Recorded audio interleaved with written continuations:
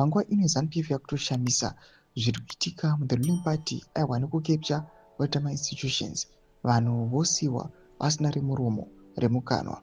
Tanzwa nhau yana Wycliffe Ochivayo vachiva vindicated panhau dzema-2023 elections, kunyange ZEC inge ikambomuaccuse achiti ine evidence dzekuti aiwa mukomana akava involved muma-issues ekurova mari. Panguva ino itonzwa zvekare kuti vana Tungwarara panguva ino they have been co-opted vapinda aiwa muCentral Committee. Chiitiko chasiya vanhu vasina kana rekutaura.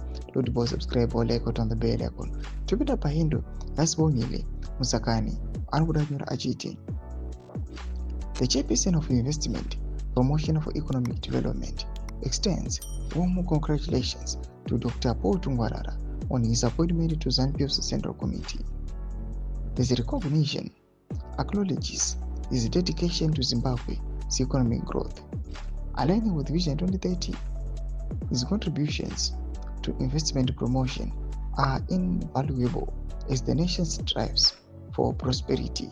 Ndomasho kanomudaita kwa panapa nevakomana aiwa vamuri kuona vedevelopment panguva ino vachichicongratulate Tungwarara anozikanwa kunzi Paul Tungwarara. Vanhu vari kuuya vachidhauta vachiti aiwa ndivo some of the guys vari kulabelwa as zvikananda. Vanhu vanoonekwa kunzi they are funneling ma-state funds, vari kuita zvavari kuita kuma-sectors at the state vachienda kunze vachinobuilda ma-mansions even his family. Panguva inozikanwa kunzi haisiteki muno muZimbabwe.